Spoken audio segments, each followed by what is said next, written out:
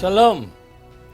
My name is Joseph Shulam. I am the Director Emeritus of Nativia Bible Instruction Ministries, and I'm interviewing Yosef, that I knew him in his young age as Rami.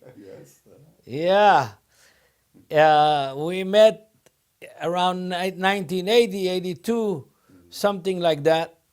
And I was recommended to him because he, as a Jew, wanted to hear the gospel from another Jew.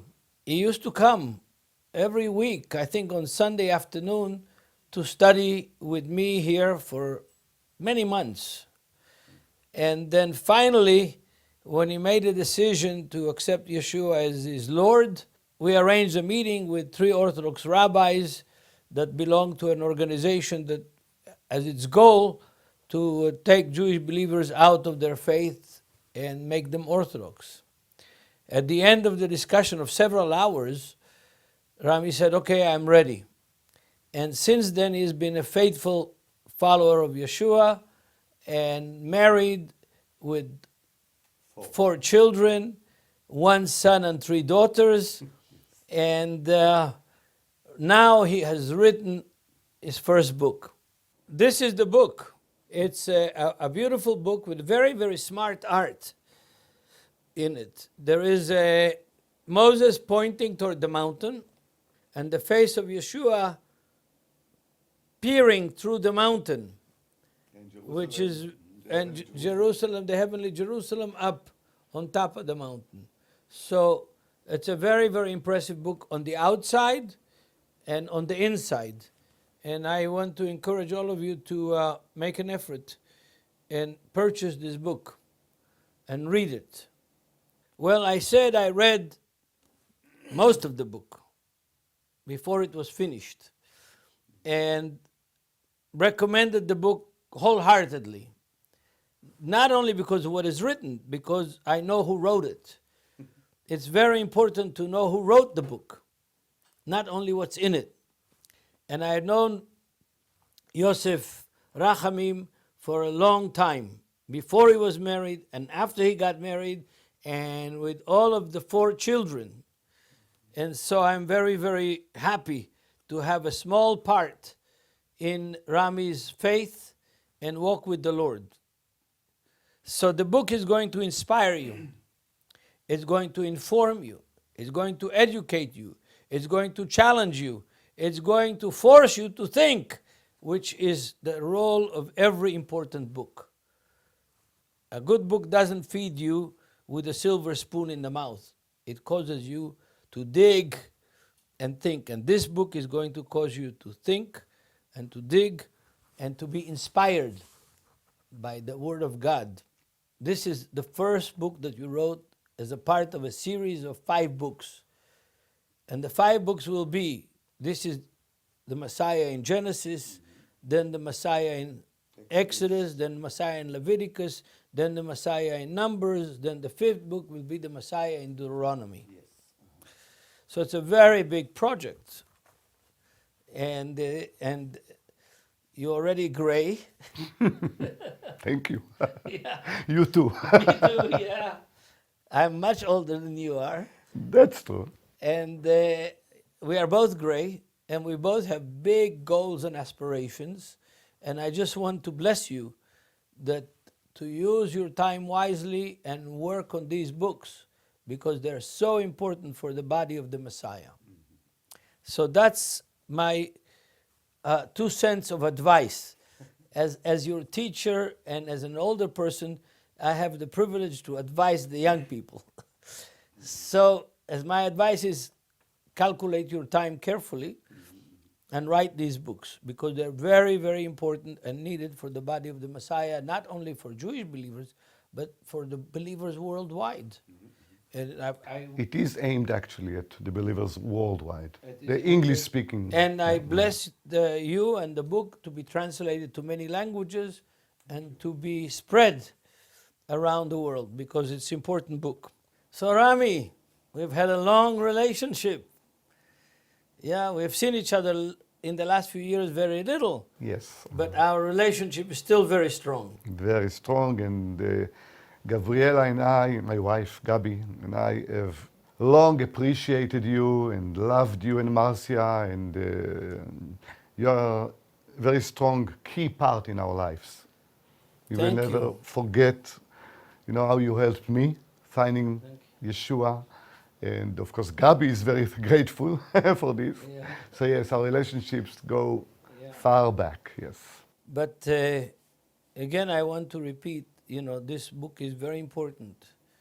And I want to encourage people to buy it and not put it on the shelf. Put it next to your beds and in your living rooms and read it, because the book is no good unless it's read. It's like food. You buy good food, and if you put it in the refrigerator and don't eat it, after a while it'll get stale, spoiled, and you have lost your money and your sustenance, your food. So the same thing is with a good book. A good book, you buy it, you read it, and you will be challenged. The book is a challenging book because most Christians don't really study the Old Testament, the Torah, the 5 books of Moses. Most pastors don't study they study in college or in Bible seminary or somewhere like that, a year's survey of the whole Old Testament, which means they spend on the book of Genesis maybe 2 hours, maybe 3 hours in their lifetime. And so this book is going to be wonderful for leaders, for pastors, for Bible teachers, because it'll open up the Torah, the 5 books of Moses, and connect them with Yeshua and with his teaching and with his life and with his mission as the Son of God who came to save the world. So that's the importance of this book. And like I said, I encourage you to write the other 4 books of this series. If the Lord wills, and I'm sure He wills. Can you tell me one special connection in the book of Genesis with Yeshua? Oh, there are many. I will give you a little taste. Okay. Good. That's what I want. A little taste. In Judaism, who else than you can know about what I'm going to say now? In Judaism, there has been development in a doctrine of 2 messiahs: Messiah son of Joseph, Messiah son of David. This book sheds a lot of light on it when it deals with the life of Joseph. And in the same Torah portion, there are no chapters in this book. It goes alongside with the weekly Sabbath readings. So the reader can be acquainted with the Jewishness of the gospel, with the Hebraic thinking and everything. So the Torah portion, which deals with the life, Torah portions, plural, which deal with the life of Joseph, reveal so much about the Messiah, not just son of Joseph or son of David, but actually puts them together. I try my best to put them together, to connect it, and of course with the Gospels. Okay, so this is one example. But the book goes all the way to first Adam. My claim is that first Adam is the picture, the very, very, very first picture, foreshadowing of Messiah in the entire Bible. And I show it in the book, how for example, just a little taste, how first Adam loved his wife to death. First Adam did not sin. His wife sinned. This is biblical, by the way. Paul says it, Eve sinned, And first Adam is a picture of the second Adam who will come. Instead of telling her, you idiot woman, I have enough ribs. Back then he wouldn't need to untie, his shirt. They were naked, right? Look how many ribs are left. You idiot, you go. Abba, come create another woman. Does he do it? A picture of Yeshua. Give me the sin. Give me this fruit. I'm going to go with you all the way. The only difference is that first Adam was, first Adam of soulish, Adam, and the second Adam is the spirit, That's why we need Yeshua. So those are 2 examples of foreshadowings, beautiful pictures of Messiah in the book. Yeah, how do you see Abraham influencing, and the mission that God gave Abraham and the promises that God influencing the gospel? Ooh, Abraham is our father. Abraham is our father, yeah.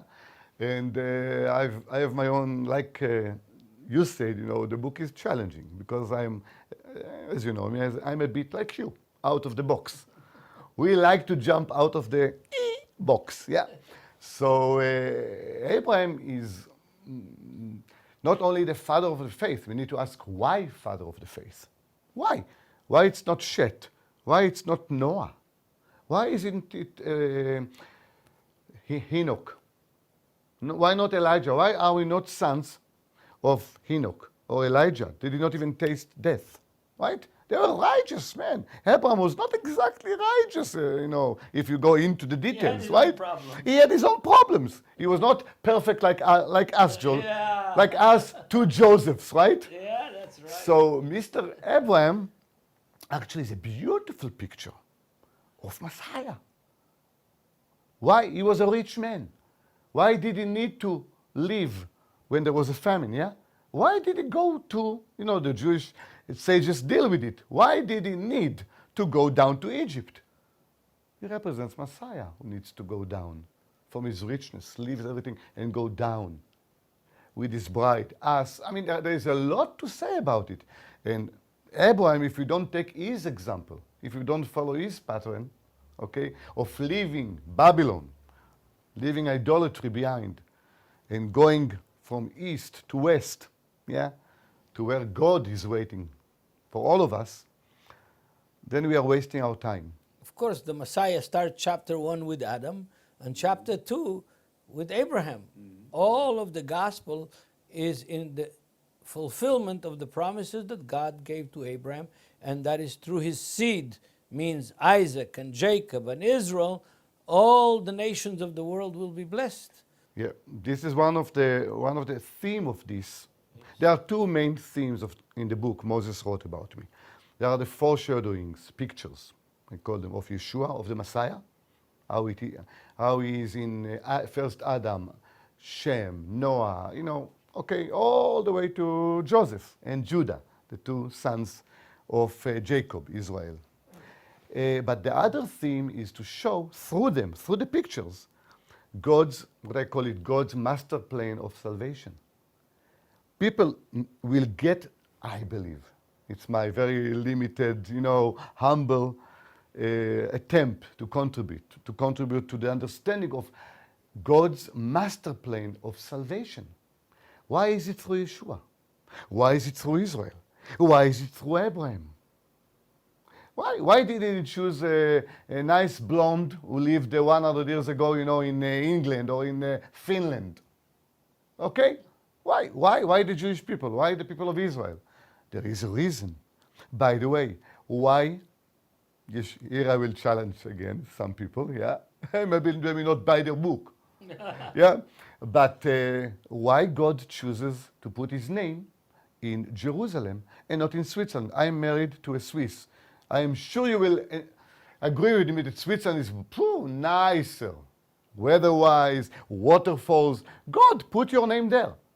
Let us build, you know, let us worship you near this, whatever, yeah, lake, beautiful lakes and waterfalls. Why here? Like the rabbis thought. Here it started. Why do you think he chose this land? I always said, because this land is Eden. This land is the land of Eden, while the Garden of Eden is Jerusalem. Look, I always say, if I was God, and I loved my children, and I loved Abraham and his seed, the last place in the world I would choose is this land between the Mediterranean Sea and the Jordan River. That's what I tell my tourists. That's the last place. But there is a reason, Joe. Well, there is a reason. Through many let me use Shaul's word. Yeah. Through many tribulation, you will make it to the kingdom.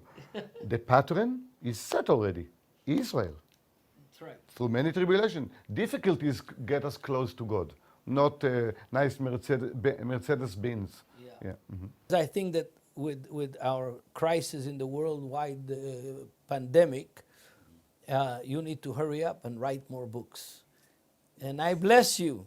And I bless your wife too, that should leave you a little bit alone and, She does. and give you the time and encouragement She's to a write your precious next woman book. of God, She as is. you know. I know her. Otherwise, I very well. wouldn't. Yeah. No, behind all of us, there is a precious woman of God. That's Otherwise, right. we wouldn't make it. That's true. Woman of That's true about excellence. Gabby, and it's true about Marcia. Yeah. And Proverbs 31. yeah, so with this note, positive note about our wives, I bless you and bless this book, and want to hear good news about the book and the translations to other languages and your next book about the Messiah in Exodus. God bless you, Yosef. Thank you very Rachamim. much. Thank you, my friend. The book, actually, the title, Moses Wrote About Me, is taken from John 5, from the Gospel of John, chapter 5, where Yeshua says to the Pharisees and those who opposed him, if you would believe Moses, you would believe me, because Moses wrote about me. And that's what I felt God telling me to name this book series. It's one of 5 books. So I need your prayers, your intercessions, that I will have the time, the strength, and the ability to do it for God's sake and for His kingdom. My little contribution to the kingdom.